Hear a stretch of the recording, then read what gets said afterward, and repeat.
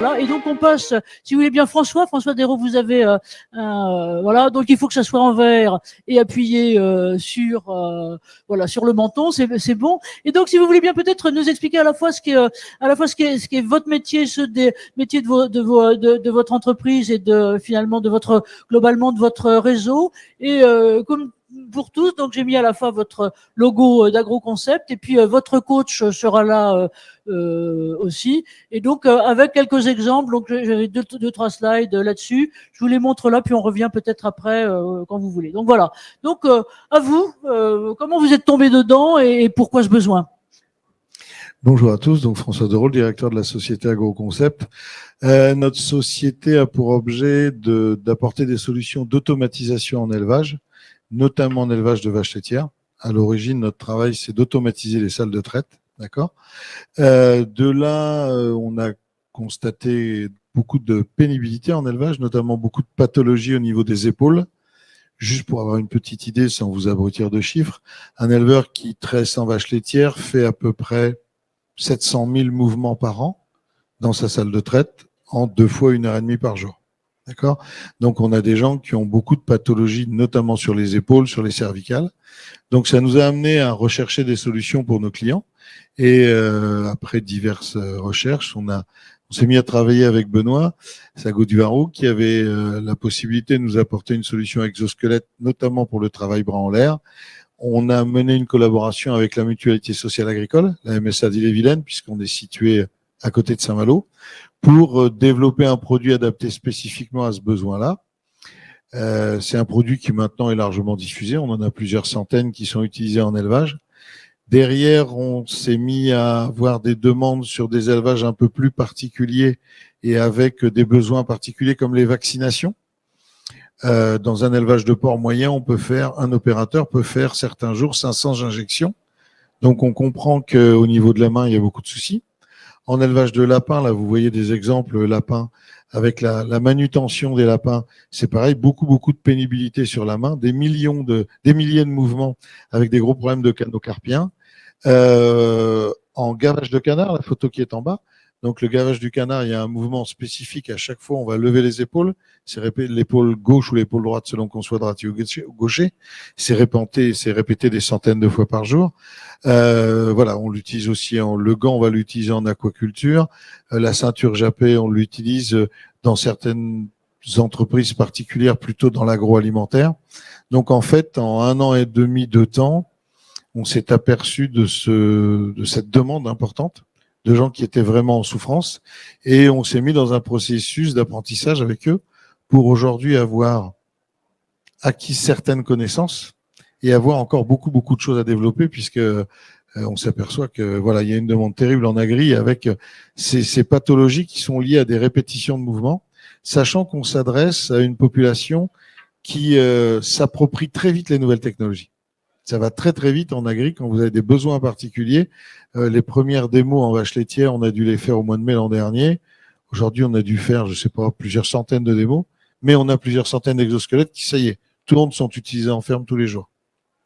Donc voilà pour les grandes lignes de qui on est et ce qu'on fait. Et justement, peut-être en complément avec en œil externe de ta part, Benoît, et puis vous aussi, sur justement les profils des utilisateurs, j'allais dire des opérateurs. Ce que vous disiez donc là en ce moment, François, c'est que finalement vous avez une intégration qui est assez rapide. Qu'est-ce qui te frappe, toi, Benoît, par exemple, par rapport à il y a quelques années, justement sur la capacité d'intégration de ces équipements? Eh ben bonjour. Justement, et ça rejoint un petit peu le discours d'avant.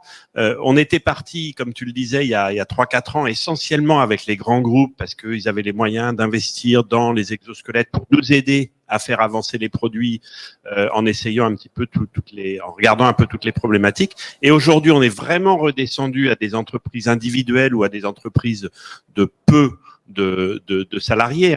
Vous imaginez bien, on parlait des maréchaux ferrants, un élevage laitier, quand il y a 4 personnes, c'est un très gros élevage laitier. En règle générale, c'est 1 à 2 personnes. Les élevages de canards, les gens qui font l'insémination des lapins, etc., c'est toutes des petites structures, mais avec des métiers d'une telle pénibilité que la capacité d'aller jusqu'à l'âge de la retraite est très limitée.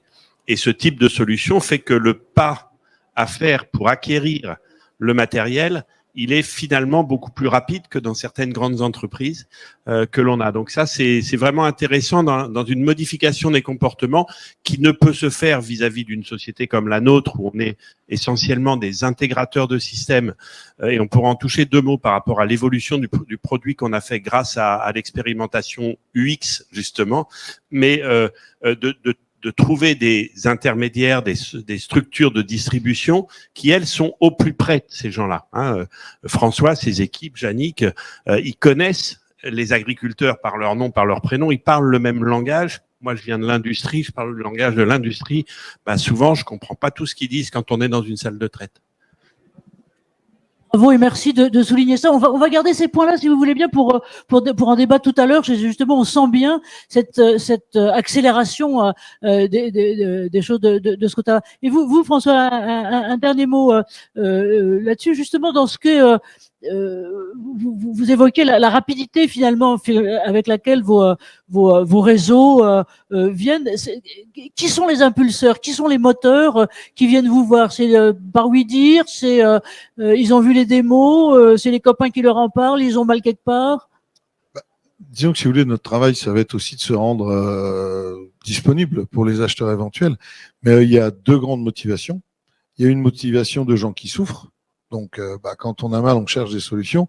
Quand vous avez votre exploitation agricole, c'est pas une question d'âge ou ainsi de suite, c'est qu'il faut aller jusqu'au bout. Donc ça, c'est une chose. Et de plus en plus, on voit arriver des gens aussi plus jeunes et qui intègrent ces notions de prévention. Alors, c'est pas la majorité, mais on le voit. On a des gens qui s'équipent, qui vont avoir 30, 35 ans, qui ont vu la génération d'avant finir assez péniblement.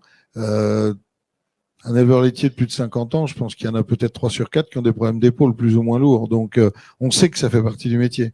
Vous avez vu des photos tout à l'heure en élevage de lapins. La coopérative qui distribue les produits, là, vous avez 2 salariés sur 3 qui ont déjà été opérés des canaux carpiens. Il faut qu'ils travaillent tous les jours. Donc, il y a ce côté pénibilité, douleur, et il y a aussi ces notions de prévention qui rentrent de plus en plus. En train de commencer à s'acculturer. Oui, merci. Merci à vous.